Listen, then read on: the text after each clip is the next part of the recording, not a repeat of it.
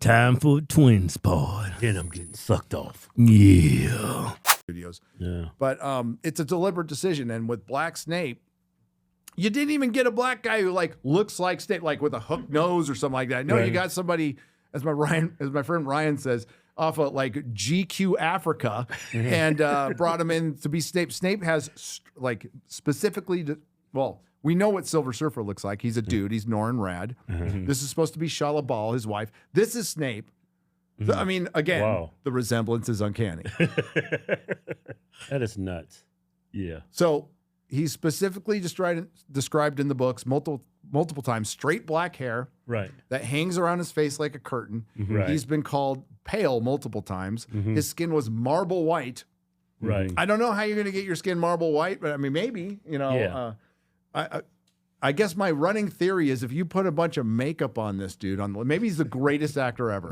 So they're just going to like put a bunch of, you know, like that Eddie Murphy skit from SNL. Yeah. If you do that, okay, fine. But They put a lot of pressure on that black guy.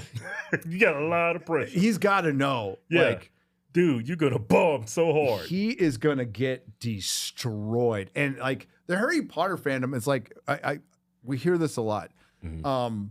Racist Star Trek fans, racist Doctor Who fans, racist Harry Potter. It's like, are you fucking kidding? Have you seen the Harry Potter or Doctor Who or Star Trek fandom? Have you seen them? They're the least racist people on the planet. So to piss them off, you must have made a really bad decision, right? And the Harry Potter fans are not fucking having this at all, which is pretty funny. The actor, he was a black actor.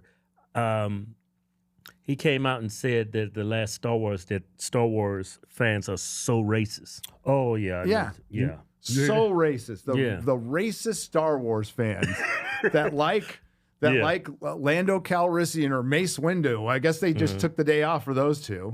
But he tried to mention that. He basically called them tokens, and it's like, bro, they're major characters for one. And this was in 83. The only thing I knew is Billy D. Williams was one of the coolest fucking people on the planet. He sold this Colt 45 beer and and he fucked over Han Solo, but then he became a good guy later. You know? They're pandering. Let me tell you, Star Wars always had the vibe of being in the most whitest elite space. Like, this franchise is so white that it's like a black person existing in that was something. And you can always tell it's something when some Star Wars fans try to say, well, we had Lando Calrissian and had Samuel L. Jackson. It's like telling me how many cookie chips are on the cookie dough. I'm like, bro, it's just, they just scattered that in there, bro.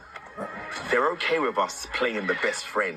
But once we touch their heroes, once we lead, once we trailblaze, it's like, oh my God, it's just a bit too much. They're pandering. Last time I checked, I didn't fucking write shitty Star Wars movies. Yeah. So it was Jar Jar Abrams and Rian Johnson who took his character of Finn, who like arguably was the most compelling character from when we first saw that first Force Awakens trailer. He's the most compelling character. You're like, oh shit, a stormtrooper that could turn and become a Jedi? That's fucking rad. And it was the writers of those movies that made him a fucking joke and a janitor for the Empire. They made him a fucking janitor. Dude, like, who's the racist? So no, I reject that completely. Fuck you. We had Finn's back. We had his back before, but you know, dude, they shrunk him on the poster for China. Really? Did the fans do that? No, fucking Disney did. Yeah, you didn't know that? So there's a Force Awakens poster for China that he was much bigger in it for America, and you go to the Chinese one, he's like this big. Really? Oh, yeah. Oh, they covered up Chadwick Boseman's face. You got it? Yeah. There's the American one. There's the American one. You got to squint. You can see him down there. I can't even see him. There he is. That's crazy. Yeah. So for Black Panther, they took Chadwick Boseman's face and they put a mask on it. Right. Yeah. They put a mask on it for them. And then for Little Mermaid, they made her blue. Oh, really? Yes. They made her blue? Yeah, they made her blue. And they tinted it blue so they can like Avatar. de-black her. Yeah. Yeah. And this is also the same company that thanked the province that's associated with concentration camps in China for Mulan. So shut the fuck up, dude. Yeah. He's just talking. His career's over now. Yeah. So. Yeah, there's the Little Mermaid one. Wow. You can't tell. Yeah. What she is, black, white, or anything. No. Yeah, they had remember I think it was a stage play, Romeo and Juliet. They had that one black chick that looks like a lesbian. Yeah. It With was Tom like, Holland? Yeah, I was like, everybody's like, this is so not believable. No. I mean, it actually made me question who was Romeo and who was Juliet. I think she would have been a better Romeo, to be honest with you. Yeah. Yeah. Yeah, that was. I mean, totally believable. Those. Man, that girl will suck you off. That big mouth. She got a mustache? Yeah, she got that one. She's like Dom Luker. Oh, shit. Oh, no. Like, that pissed everybody off. Just like, oh my God, this has went too far. Yeah. It was so funny. People were posting the day before they announced Hermione that she was going to play Hermione, and so many people believed it. No, I mean, never mind the fact that she's almost 30, you know, and Hermione's like 10. Yeah. But people were believing it because, like, why not? We live in such a crazy time right now. It's like, oh, sure, a 30-year-old black lesbian playing Hermione, I can fucking believe it at this point. Yeah, then Captain America, they gave to a black guy. He's a very good actor. I forget his name. But Anthony Mackie, he's great. Yeah, he came out and said some things that really created a lot of turmoil before that movie came out. I forget what he said. Do you remember what he? Yeah, he said basically that Captain America doesn't really represent America. I mean, I'm paraphrasing it, right, but and it's like, and why would he say that? I think he got caught in. I think he was trying to say like it's got mass appeal, but he really just said it fucking wrong, like as wrong as you could, and like motherfuckers like me are gonna go, see, you know, see. Told you. Right, exactly. The thing is, it sucks what they did to him because he was a great Falcon, and Falcon is Marvel's second black character. Right. And doesn't have black in front of his name, and he was Captain America's. And the reason Black Panther succeeded the way it did, great marketing. They convinced America that you would be racist if you don't go see Black Panther. But for comic fans, well-established character, part of the Avengers, been reading him all my life, love the character, love Falcon, no problem. They're great on their own.